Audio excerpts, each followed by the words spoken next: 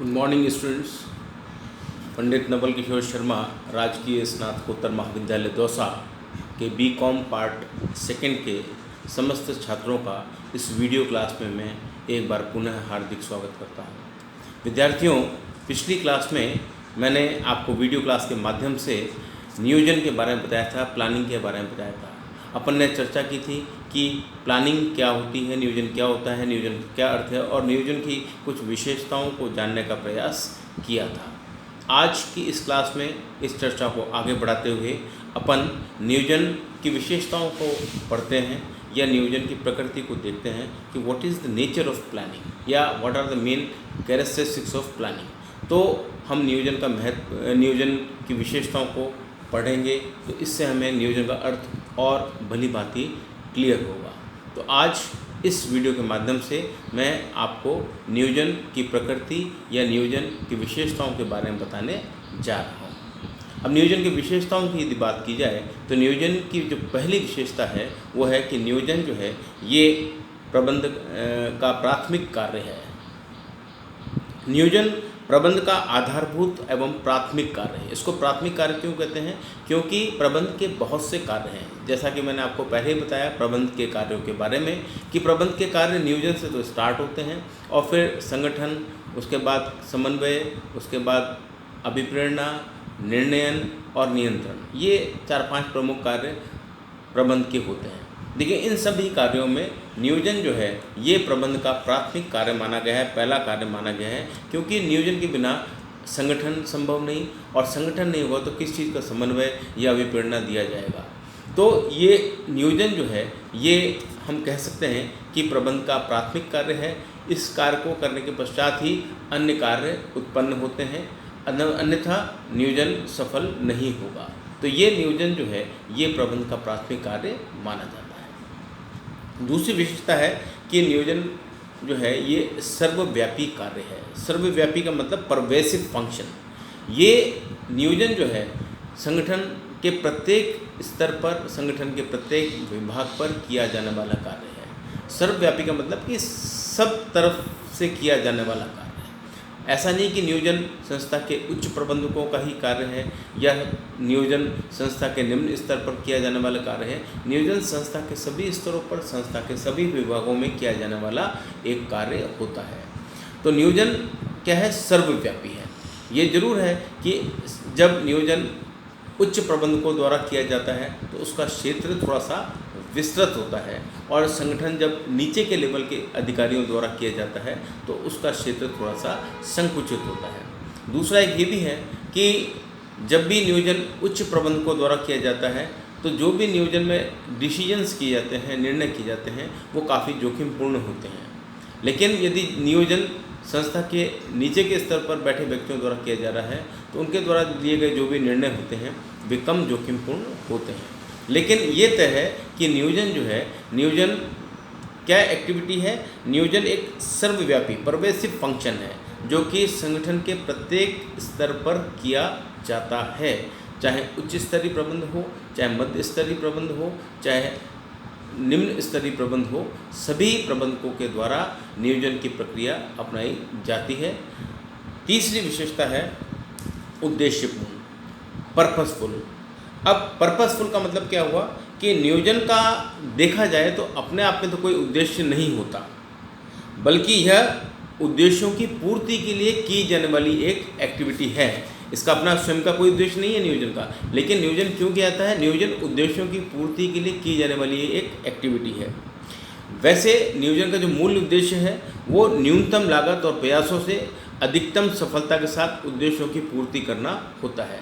कि न्यूनतम प्रयास, मिनिमम एफर्ट्स और मिनिमम कॉस्ट के साथ यदि आप उद्देश्यों को प्राप्त कर लेते हैं तो उससे अच्छी कोई बात नहीं है। तो हम कह सकते हैं कि नियोजन की जो एक्टिविटी है, जो कार्य है, ये पर्पसफुल है। इसका पर्पस क्या है? एक तो पहला पर्पस ये है कि नियोजन उद्देश्यों की पूर्ति में सहायक होता है। उद्देश्यों को कैसे प्राप्त करना है, उनके लिए क्या किया जाना है, ये नियोजन के अंतर्गत तय किया जाता है। तो नियोजन एक उद्देश्यपूर्ण एक्टिविटी है जिसमें उद्देश्यों की प्राप्ति के लिए कार्य किए जाते हैं। दूसरा, नियोजन का जो मूल उद्देश्य है वो यही है कि कैसे न्यूनतम लागत और प्रयासों से अधिकतम सफलता के साथ उद्देश्यों को पूरा किया जा सके और संस्था की कार्यकुशलता में वृद्धि की जा सके, ये नियोजन का एक उद्देश्य होता है। चौथा बिंदु है नियोजन के विशेषताओं का परस्पर आश्रित कार्य, इंटरडिपेंडेंट एक्टिविटी। तो नियोजन जो है प्रबंध प्रक्रिया का प्रथम कार्य होने के उपरांत भी परस्पर आश्रित क्रिया है, मतलब इंटरडिपेंडेंट एक्टिविटी है। क्यों है? क्योंकि प्रबंध के अन्य कार्यों को ध्यान में रखकर ही भावी कार्यों का नियोजन किया जाता है। इंटरडिपेंडेंट इसलिए है कि जो प्रबंध के अन्य कार्य हैं उन अन्य कार्यों को ध्यान में रखकर ही भावी कार्यों का नियोजन किया जाता है। नियोजन में हम क्या करते हैं? भविष्य में किए जाने वाले कार्यों का नियोजन पूर्व में करते हैं, लेकिन भविष्य में किए जाने वाले कार्य जो होते हैं उनको हम प्रबंध के अन्य कार्यों को ध्यान में रखकर करते हैं, इसलिए हम इसको परस्पर आश्रित क्रिया कहते हैं। इसके अतिरिक्त उपक्रम के विभिन्न कार्य जैसे वित्तीय, उत्पादन, वितरण, तकनीकी, लेखांकन आदि का नियोजन एक दूसरे कार्य के नियोजन से प्रभावित होता है। तो हम सूक्ष्म रूप में कह सकते हैं कि नियोजन जो है परस्पर आश्रित क्रिया है। नियोजन की एक विशेषता ये भी है कि नियोजन एक प्रक्रिया है, इट इज़ अ प्रोसेस। नियोजन में कोई एक काम नहीं होता बल्कि अनेक कार्य किए जाते हैं। नियोजन एक प्रक्रिया, इट इज़ अ प्रोसेस। इस प्रक्रिया में प्रबंधक क्या करते हैं? वो वातावरण का विश्लेषण करते हैं, मतलब एनवायरनमेंट का एनालिसिस करते हैं और भविष्य का पूर्वानुमान लगाकर संस्था के उद्देश्यों को निर्धारित करते हैं। मतलब एक तो कार्यों का विश्लेषण करते हैं यानी एनवायरनमेंट का जो है एनालिसिस करते हैं, और दूसरा क्या करते हैं वो इस प्रक्रिया में कि भविष्य का पूर्वानुमान लगाते हैं कि फ्यूचर को फोरकास्ट करते हैं कि भविष्य में क्या होगा। उसके पश्चात उद्देश्यों का निर्धारण करते हैं।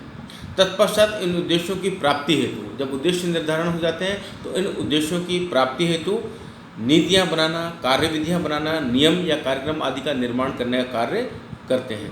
तो ये नियोजन जो है ये कोई एक कार्य नहीं है, ये ऐसी एक एक्टिविटी है जिसमें प्रबंधकों को एक प्रक्रिया के रूप में बहुत से कार्य करने पड़ते हैं। जैसे भविष्य को ध्यान में रखकर उनको सारी अपनी योजनाएं बनानी पड़ती हैं और उन योजनाओं को कैसे प्राप्त किया जाए इसके लिए जो भी नीतियाँ, नियम, कार्यविधियाँ, कार्यक्रम आदि बनाने का काम होता है वो नियोजन के तहत ही होता है। तो नियोजन को हम कह सकते हैं कि नियोजन एक प्रक्रिया है, इट इज़ अ प्रोसेस। एक अन्य विशेषता नियोजन की यह है कि नियोजन एक सतत प्रक्रिया है, it is a continuous process. नियोजन को एक सतत प्रक्रिया कहा गया है और सतत प्रक्रिया कहने का कारण क्या है कि यह निरंतर रूप से चलती रहती है।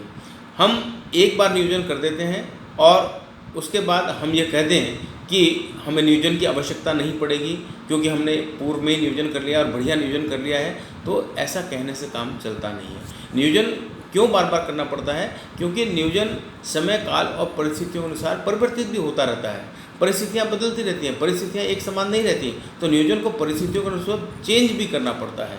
तो नियोजन क्या है कि एक सतत प्रक्रिया है, कभी भी किया जा सकता है। या हम कह सकते हैं कि पुराने कार्यों की कमियों को दूर करने के लिए या नए और विकासमान कार्यों करने के लिए नियोजन की प्रक्रिया चलती ही रहती है। जैसे हमने नियोजन कर दिया, अब देखा कि नियोजन की प्रक्रिया में ये कमियां रह गई, ये खामियां रह गई, उन कमियों को दूर करने के लिए पुनः नियोजन करना पड़ता है, या विकासमान कार्यों को करने के लिए नियोजन की प्रक्रिया को दोबारा करना पड़ता है। तो कुल मिलाकर कहने का मतलब ये है कि नियोजन की प्रक्रिया कैसी है? कंटिन्यूस है। हम कभी भी निश्चिंत होकर नहीं बैठ सकते कि हमने बहुत अच्छा नियोजन कर दिया है और अब हमें किसी प्रकार के नियोजन की कोई आवश्यकता नहीं पड़ेगी, ऐसा नहीं कहा जा सकता। नियोजन हमें हर पल करना पड़ता है, प्रतिपल करना पड़ता है, और हम कभी भी एकदम निश्चिंत होकर यह नहीं कह सकते कि साहब अब हमारा नियोजन सर्वश्रेष्ठ है और अब हमें इसकी ज़रूरत नहीं पड़ेगी। तो ये एक सतत प्रक्रिया है, ऑनगोइंग प्रोसेस है जो हमेशा निरंतर रूप से चलता रहता है।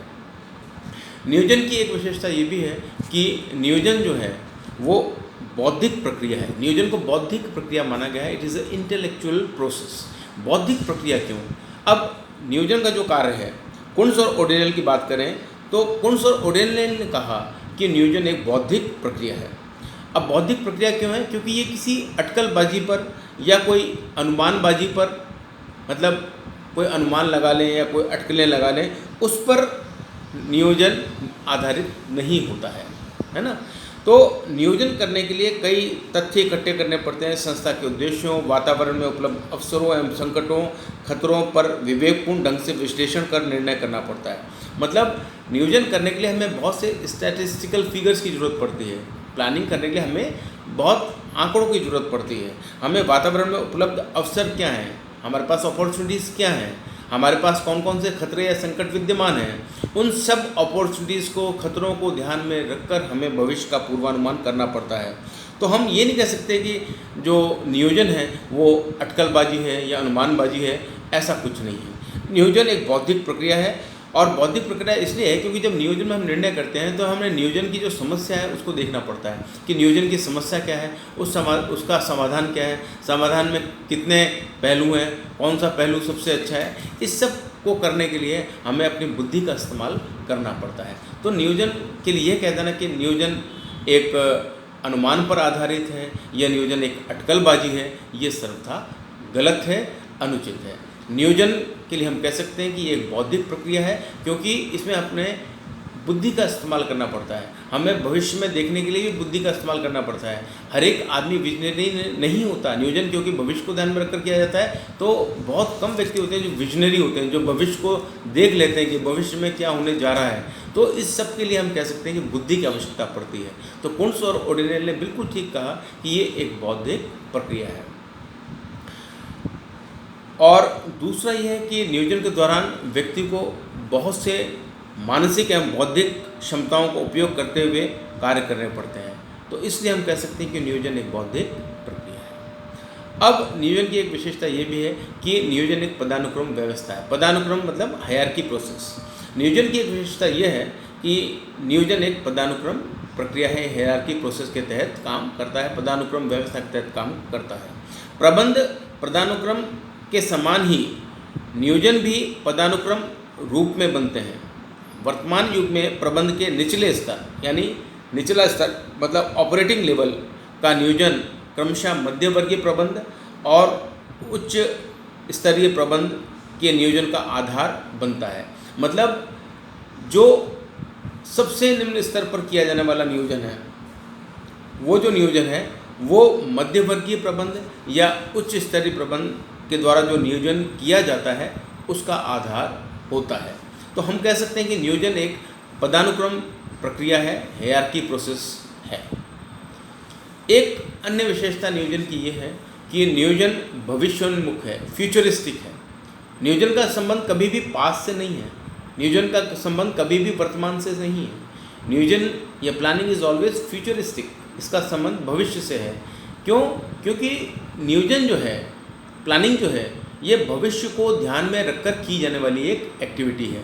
प्लानिंग में हम भविष्य में क्या होगा उसका अनुमान लगाते हैं या पूर्वानुमान लगाते हैं, और पूर्वानुमान लगाने के उपरांत ही हम नियोजन की प्रक्रिया को अपनाते हैं या नियोजन करते हैं। तो नियोजन एक भविष्य में की जाने वाली एक्टिविटी है जिसका भविष्य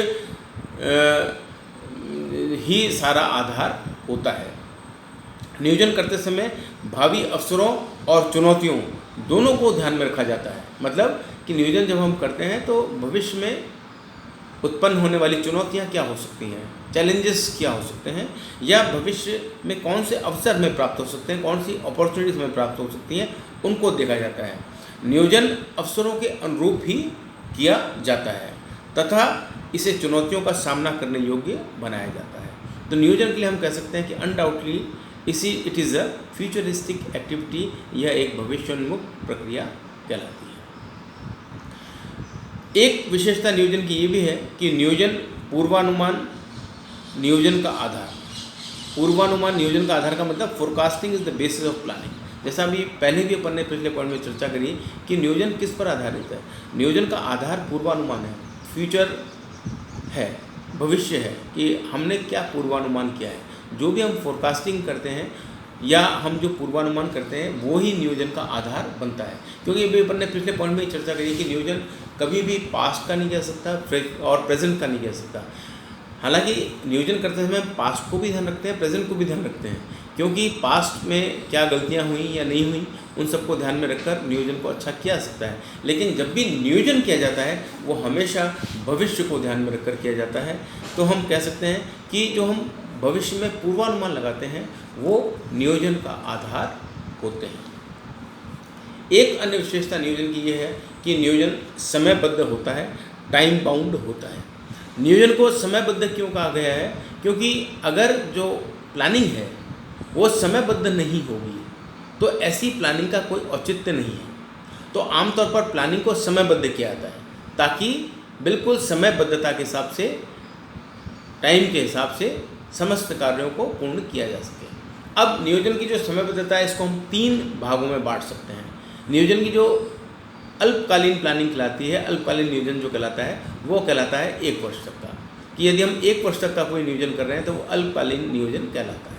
यदि हम 2 से 5 वर्ष के बीच कोई नियोजन कर रहे हैं तो वो कहलाता है मध्यकालीन नियोजन। और यदि 5 वर्ष से अधिक अवधि के लिए कोई बात की जा रही है या कोई नियोजन किया जा रहा है तो वो दीर्घकालीन नियोजन कहलाता है। तो नियोजन एक समयबद्ध प्रक्रिया, टाइम बाउंड प्रोसेस माना गया है। नियोजन की एक विशेषता ये भी है कि नियोजन समायोजनीय होता है, एडजस्टेबल होता है। नियोजन को एडजस्टेबल या समायोजनीय क्यों कहा जाता है? वैसे तो नियोजन वो अच्छा माना जाता है जिसमें कि आमतौर पर परिवर्तन करना कठिन हो। अगर नियोजन में हम रोज़ रोज़ परिवर्तन कर दें या नियोजन इतना लचर हो कि उसमें आए दिन परिवर्तन की आवश्यकता महसूस हो तो वो नियोजन अच्छा नहीं माना जाएगा। नियोजन वो अच्छा माना जाता है जो कि हमेशा किया जाता है, हमेशा के लिए होने वाला होता है, जिसमें परिवर्तन करना आसान नहीं होता। लेकिन ये भी एक बात है कि अगर नियोजन समायोजन या एडजस्टेबल नहीं होगा, अगर उसमें समायोजनीय बिंदु शामिल नहीं किया जाएगा, अगर वो एडजस्टेबल नहीं होगा तो फिर नियोजन फेल भी हो सकता है। कई बार क्या होता है, परिस्थितियाँ सामान्य नहीं होती, हम सामान्य परिस्थितियों के हिसाब से नियोजन करते हैं, लेकिन परिस्थितियाँ चूँकि सामान्य नहीं होती इसलिए क्या होता है कि हमें नियोजन में परिवर्तन करना पड़ सकता है। तो नियोजन ऐसा हो जो कि ना बहुत लचर हो और ऐसा भी ना हो जो बहुत रिजिड हो जिसमें कि परिवर्तन किया ही ना जा सके। तो दोनों ही परिस्थितियाँ खराब हैं। यदि नियोजन इतना आसान है जिसमें आसानी से परिवर्तन किए जा सकते हैं, या नियोजन इतना लचर है कि जिसमें आसानी से परिवर्तन कर सकते हैं, तो वो ठीक नहीं होगा। नियोजन इतना मतलब हम कह सकते हैं जटिल है, उसमें परिवर्तन नहीं कर सकते तो भी वो ठीक नहीं होगा। तो नियोजन कैसा होना चाहिए? समायोजनीय होना चाहिए, जिसमें समय काल और परिस्थितियों के अनुसार परिवर्तन किया जा सके।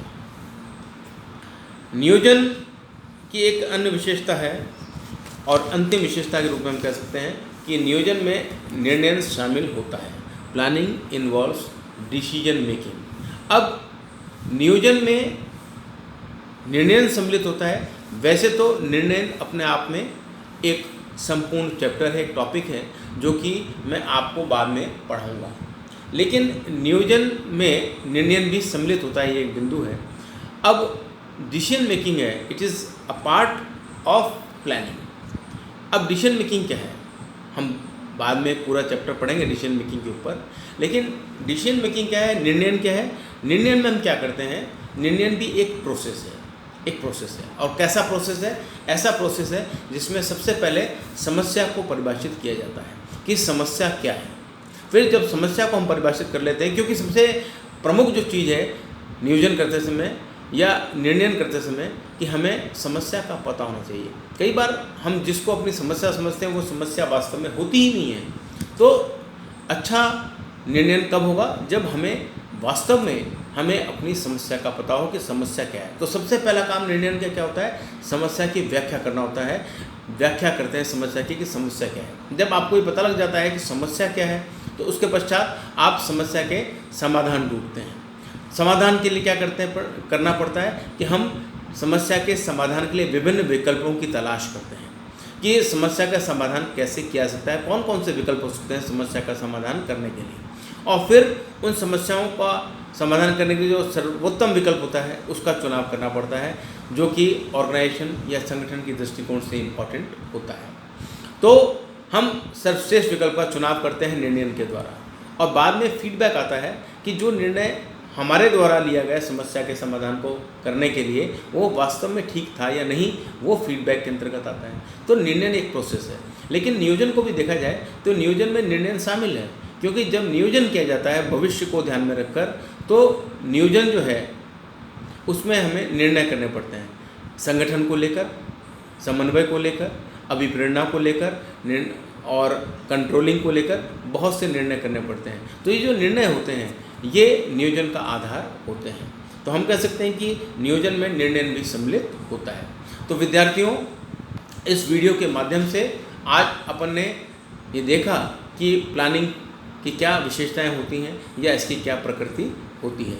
जैसा कि मैंने पहले बताया आपको कि पिछले वीडियो में अपन प्लानिंग के अर्थ को जान चुके, उसकी परिभाषाओं का अध्ययन कर चुके हैं, और आज अपन ने प्लानिंग का कैरेक्टरिस्टिक्स या प्लानिंग की प्रकृति को देखा। उम्मीद करता हूँ कि आपको ये समझ में आया होगा। अगले क्लास में, अगले वीडियो क्लास में मैं आपको नियोजन की क्या आवश्यकता होती है, क्या उसका महत्व है या क्या उसके लाभ होते हैं, इस पर चर्चा करूँगा। धन्यवाद।